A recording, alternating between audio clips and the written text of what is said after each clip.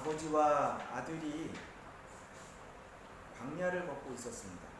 그 광야는 물도 없고 양식도 없고 더위와 추위와 참 힘이 든 광야였습니다. 지금 한마디로 얘기하면 사막이죠, 사막. 결국은 너무나도 지쳐서 더 이상 한 발짝도 걸어갈 수 없는 그런 지경에 이르렀습니다. 그때 눈앞에 무덤을 발견합니다. 아들이 무덤을 보면서 그렇게 얘기합니다. 우리도 여기 있는 이 사람처럼 이곳에 죽어서 곧 묻히겠습니다. 이렇게 이야기를 했어요. 낙담하면서 말합니다. 그때 아버지가 아들에게 말합니다. 아니다. 무덤이 있다는 것은 마을이 가까웠다는 말이다. 이제 우리는 살 수 있다. 여러분, 무덤을 보면서 낙담하는 사람이 있고 같은 무덤을 보면서 또 소망을 가지는 사람이 있습니다. 오늘 본문은 엠마오로 향하는 두 제자에 대한 말씀입니다. 이 엠마오라고 하는 마을은 오늘 말씀에 있는 대로 보면 예루살렘으로부터 약 한 25리쯤 떨어져 있는 시골입니다. 시골 마을. 25리 그러면 지금 우리가 킬로미터로 얘기하면 약 한 10km 정도 되는, 그러니까 그렇게 멀지 않은, 그렇지만 또 그렇다고 그렇게 가깝지도 않은 그런 촌이었습니다. 두 제자는 절망과 두려움 가운데 있었습니다. 그들은 명절 예루살렘에서 일어났던 사건에 대해서 서로 이야기를 하고 있었습니다. 그 사건은 바로 예수님의 십자가 사건입니다. 이 두 제자가 누구인가? 오늘 본문 18절 말씀에 보면 한 제자의 이름이 기록되고 있습니다. 그 이름은 글로바라고 하는 제자입니다. 글로바가 누구인가? 우리 정확하게 모릅니다. 사실은 글로바라고 하는 이름이 성경을 찾아보면 딱 두 곳에 나와 있습니다. 한 곳은 오늘 본문 18절에 있는 말씀이고요. 또 한 곳은 요한복음 19장 25절에 보면 글로바라고 하는 이름이 나왔는데 이렇게 기록됩니다. 예수의 십자가 곁에는 그 모친과 이모와 글로바의 아내 마리아와 막달라 마리아가 섰는지라. 그러니까 예수님이 십자가를 지셨을 때 예수님의 제자들은 다 도망갔습니다. 그런데 여인들 몇 명이 예수님의 십자가에 함께하고 있었습니다. 그 중에 한 사람이 바로 글로바의 아내였던 마리아다. 그렇게 성경은 이야기합니다. 그러니까 글로바가 누구인지 우리는 잘 알지 못하지만 아마 예수님 가까이 있었던 사람이고 예수님과 잘 알고 있었던 그런 사람이 아닐까, 그렇게 우리는 추측해 볼 수 있습니다. 그리고 또 한 제자의 이름은 기록되어 있지 않습니다. 그러니까 두 사람 중에 한 사람의 이름은 글로바고 그리고 나머지 한 사람의 이름은 기록되어 있지 않습니다. 분명한 것은 지금 그들은 절망과 두려움과 슬픔 가운데 있었다는 사실입니다. 우리 찬양 중에 엠마오 마을로 가는 두 제자라는 찬양이 있어요. 예전에 우리 찬양대가 찬양했었나요? 찬양 했었던 것 같고 아닌 것도, 저 예전에 저는 했었어요. 그런 찬양입니다. 엠마오 마을로 가는 두 제자 절망과 공포에 잠겨 있을 때, 이렇게 진행이 되는 찬양입니다. 절망 가운데 있었습니다. 공포 가운데, 두려움 가운데 있었습니다. 그들에게 예수님이 찾아오십니다. 예수님이 그들과 함께 동행하시면서 그들과 말씀을 나누셨습니다. 그런데 오늘 말씀에 보면 그 제자들은 주님을 알아보지 못했습니다. 분명히 제자예요. 함께 동행하십니다. 그들과 말씀도 함께 하십니다. 그런데 그 제자들이 주님을 알아보지 못합니다. 이유가 무엇일까요?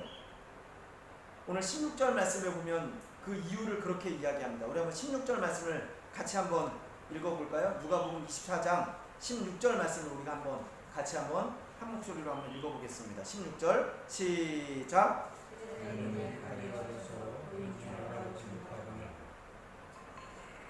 아주 간단하게 기록되어 있죠. 그 이유가 무엇인가? 오늘 말씀은 그렇게 얘기합니다. 그들의 눈이 가리워졌다. 눈이 가리워졌습니다. 그러면 안 보입니다. 열왕기하 6장에 보면 엘리사 선지자의 이야기가 나옵니다. 그때 아람 나라가 이스라엘을 공격하기 위해서 군사들을 보냅니다. 그런데 군사들을 보내면 항상 이스라엘이 알고 미리 다 준비를 하고 있어요. 그러면 그 공격이 실패합니다. 또 군사를 보내면 미리 또 다 준비해요. 그러니까 아람 나라의 왕이 생각하니까 이게 작전이 노출이 되어 있는 거예요. 분명 이게 보안에 문제가 있다. 지금 우리 중에 첩자가 있다. 그 첩자가 누구냐? 색출해야 된다. 그렇게 얘기합니다. 그런데 그때 그 중에 한 명 누군가가 그렇게 얘기합니다. 아니요, 이스라엘 중에는 선지자가 있습니다. 왕이 은밀하게 침실에서 말하는 말씀도 선지자는 다 알고 있습니다. 그래서 미리 다 준비합니다. 그래서 아람나라 왕이 선지자를 잡기 위해서 선지자가 있는 도단성을 아람 군대를 파병을 합니다. 군대가 도단성을 이렇게 포위하고 있습니다. 아침에 엘리사 선지자의 사환이 눈을 떠서 이렇게 딱 보니까 도단성을 아람 군대가 다 몇 겹으로 이렇게 포위하고 있습니다. 그때 엘리사 선지자에게 그 사환이 이야기합니다. 우리가 어찌하리까 걱정합니다. 그때 엘리사 선지자가 그 사환에게 이렇게 말합니다.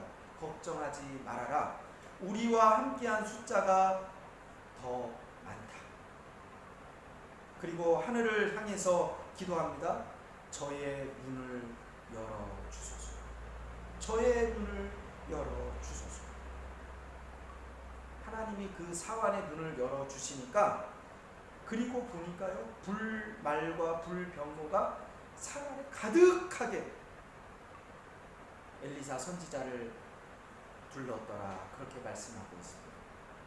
여러분, 우리 눈이 가리워지면 못 봅니다. 오늘 말씀에 있는 것처럼 절망이, 슬픔이, 두려움이 우리의 눈을 가리우면, 그러면 주님이 옆에 계셔도 안 보이는 겁니다. 우리 눈이 얼마나 대단한지 여러분 아세요?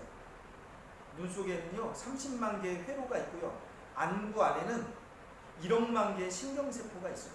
사물과 또 거리와 색깔을 정확하게 구분할 수가 있습니다. 대단합니다. 그런데 이렇게 대단한 눈도요 약점을 가지고 있습니다. 그 약점이 뭐냐면 다 볼 수 있는 것 같지만 너무 작으면 안 보여요. 우리 다 알잖아요. 지금 코로나 바이러스? 코로나 바이러스가 보이나요? 안 보여요. 있나요? 있어.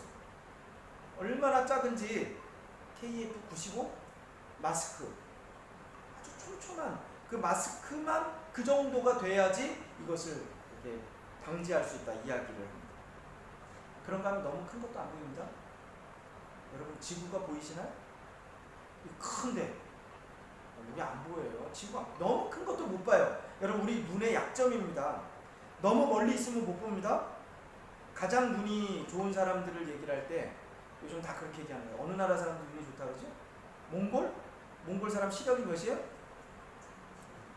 다 다르더라고요. 각각 다른 것 같아요. 제가 읽은 거로는 7.0이래. 7.0. 7.0이면요 얼마나 멀리까지 보이는지 아세요? 그렇죠? 우리는 저기 점과 같은 사람인데도 불구하고 몽골 사람들은 그 사람 누군지 본대요. 그런데요, 그렇게 눈이 좋아도요 멀리, 정말 멀리 떨어지는 못 봅니다. 그렇죠? 멀리 있으면 못 봐요. 그런가 하면요 가까이 있는 거 못 보는 거 아세요? 너무 가까이 있으면 못 봅니다. 한 가지 예로 그렇게 얘기할 수 있어요. 여러분한테 가까이 있는 여러분의 속눈썹 보이나요? 보이나요? 안 보여요. 뭐 또 자기는 또 본다고 또 막 이렇게 또 우기는 사람도 있긴 있어요. 여러분, 우리 눈이 가지고 있는 한계가 있습니다. 그런가 때로는요 보고 있지만 못 볼 때도 있더라고요. 그렇죠? 눈앞에 있는데도 못 봐요. 가끔가다 서운하다고 얘기하는 사람도 있어요. 지나가는데 분명히 나를 길에서 봤는데 인사를 안 하는데 인사를. 근데 그 사람한테 물어보면 뭐라 그래요? 못 봤대요. 못 봤대요. 요즘 엄마들 힘들지요? 우리 집사람도 힘들어요. 아이들이 학교를 안 가고. 아이들이 방학하면요 엄마들은 그때부터 힘이 듭니다. 그런데 아이들이 개학하면요 그때부터 엄마들은 방학이에요. 그런데 요즘 아이들이 개학을 했는데 학교를 안 가요. 그러니까 여러분, 집에 있으니까 엄마들이 얼마나 힘든지 몰라요. 집에서 항상 제일 필요한 사람들이 엄마잖아요. 아내잖아요. 무슨 일만 있으면 엄마 찾아요. 아내를 찾습니다. 저희 집도 저도 그래요. 무슨 물건을 찾다가 없으면요, 제가 항상 여보 어디 있어? 그거 어디 있어? 이렇게 물어요.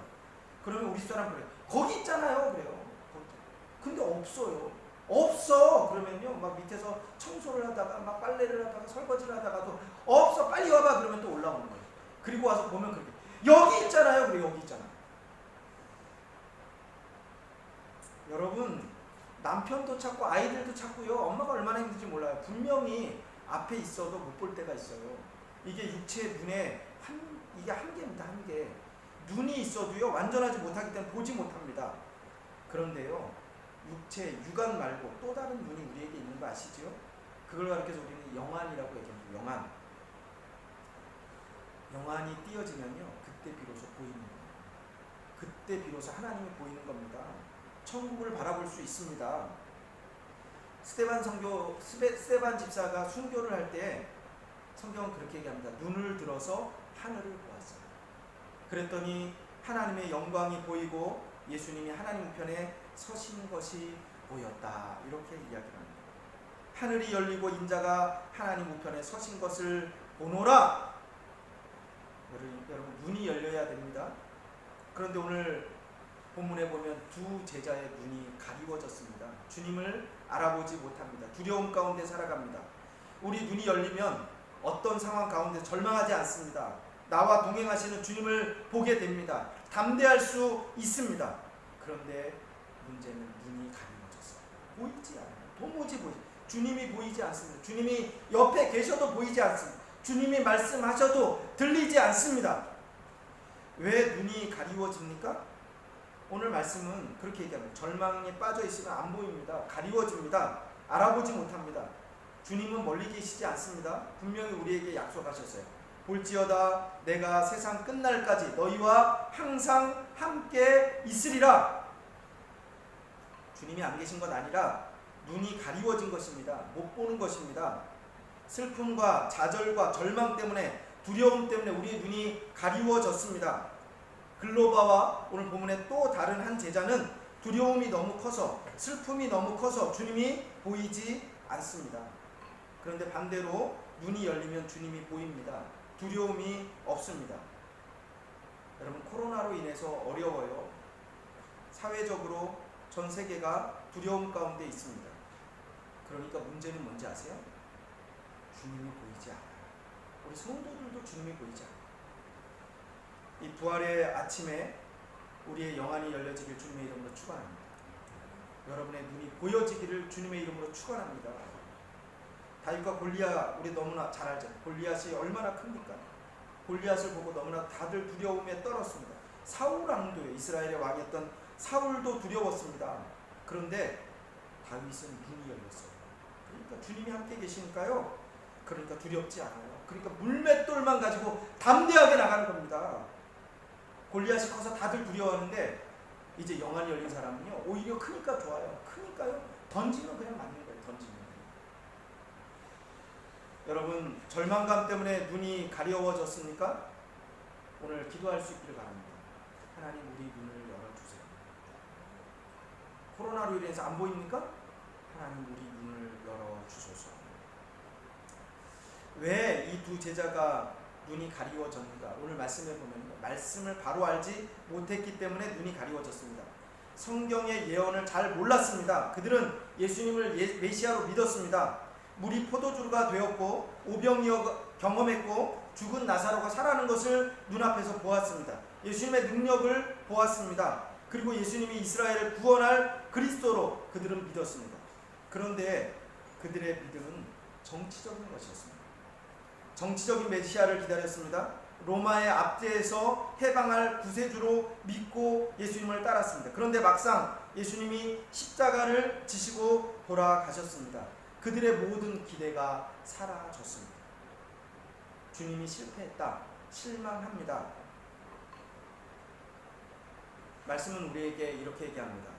우리는 십자가에 못 박힌 그리스도를 전하니 유대인에게는 거리끼는 것이요 이방인에게는 미련한 것이로되 오직 부르심을 받은 자들에게는 유대인이나 헬라인이나 그리스도는 하나님의 능력이요 하나님의 지혜니라.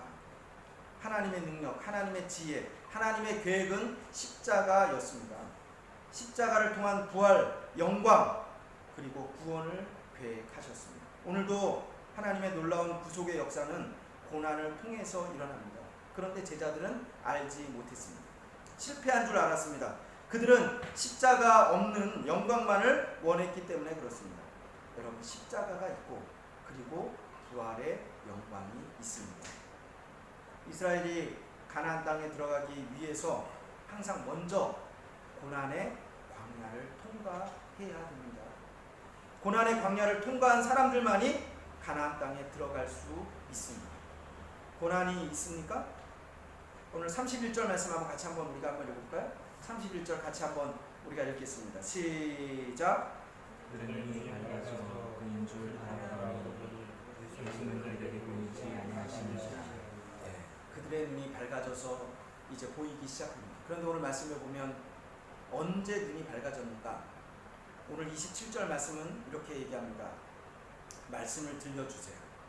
모세와 모든 선지자의 글로 시작해서 모든 성경에 쓴 바 자기에 관한 말씀을 자세히 설명하시니라, 이렇게 말씀합니다.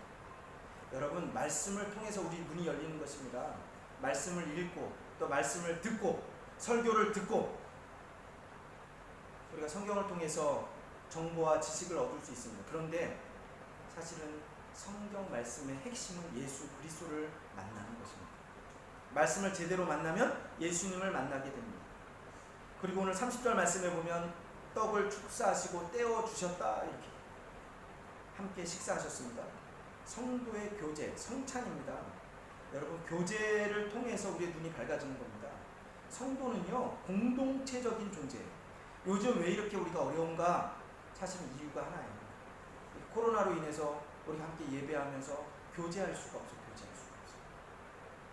여러분, 교제를 통해서 우리 눈이 밝아지는 겁니다. 오늘 부활절이에요. 원래 목회력으로 우리가 계획으로는 부활절은 무엇이 있냐면 성찬식이죠. 항상 우리가 부활절 때 성찬식하고 또 추수감사절 때 성찬식하고, 옛날 초대교회는요 모일 때마다 성찬을 했다는 거 여러분 아세요? 그리고 종교개혁자들도요 항상 예배 때마다 모일 때마다 성찬을 했어요. 교제입니다. 교제를 통해서 눈이 밝아집니다. 32절 같이 한번 읽어볼까요? 32절, 오늘 본문 말씀은 아닌데 32절 말씀 같이 한번 읽어보겠습니다. 시작. 그래서 말하되 이제서 우리에게 말씀하시고 우리에게 성경을 풀어주실 때 우리 속에서 마음이 뜨겁지 아니하느냐 하고. 말씀을 들을 때 우리 속에서 마음이 뜨겁지 아니하냐? 성령의 역사입니다. 여러분, 성령의 역사를 통해서 우리의 눈이 밝아지는 것입니다. 열려집니다. 그러면 볼 수 있습니다. 오늘 본문에 보면요, 이제 그들의 눈이 밝아집니다. 그리고 그 시로 예루살렘으로 돌아갔다. 예루살렘에서 엠마오로 그들이 내려가고 있습니다. 그런데 예수님을 만나고 그들의 발걸음이 유턴이 됩니다. 예수님 만난 사람들은요, 인생의 방향이 달라지는 것입니다. 엠마오에서 이제 예루살렘으로 올라갑니다. 절망에서 소망으로 바뀌어집니다. 이스라엘의 여자 수상이었던 골다 메이어는 그렇게 이야기합니다. 우리의 실망은 하나님의 소명이다. 우리가 실망할 때 하나님은 말씀하신다. 실망하고야 주의 음성을 들을 수 있다. 우리의 소명을 발견한다.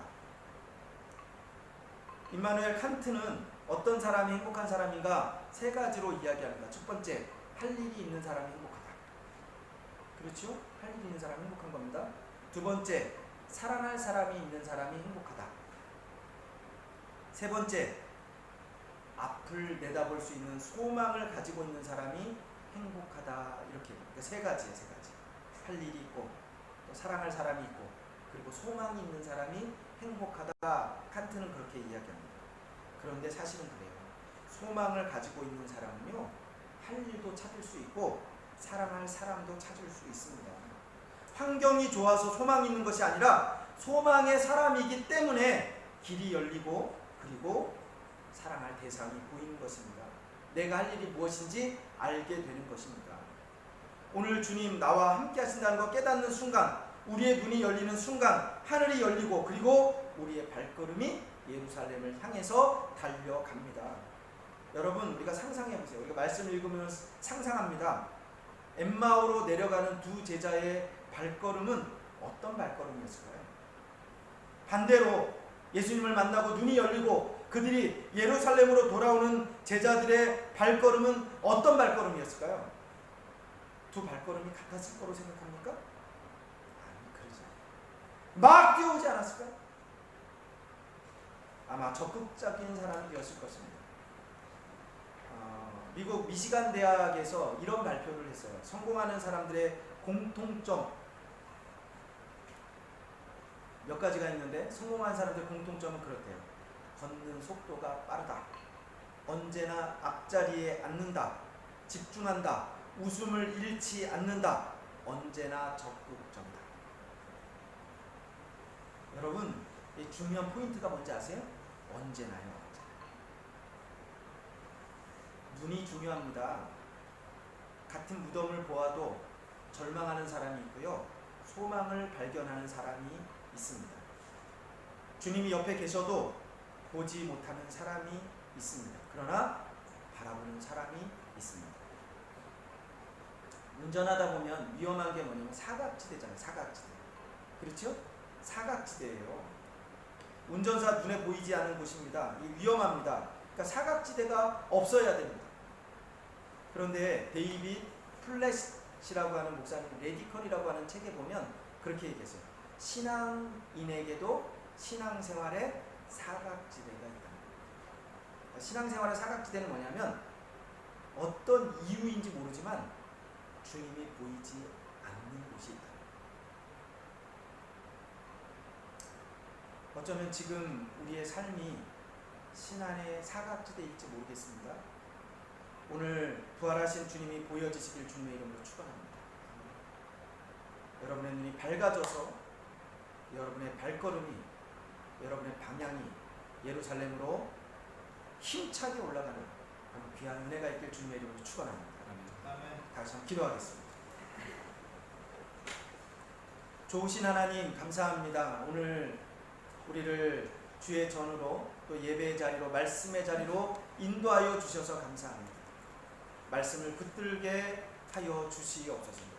코로나로 인하여 질병의 공포와 두려움으로 인하여 주님이 보이지 않는 자들 하나도 없게 하시고 우리의 눈이 밝아져 부활의 주님을 발견하게 하여 주시옵소서. 산소망을 우리에게 허락하여 주시옵소서. 예수 그리스도의 이름으로 기도드리옵나이다. 아멘.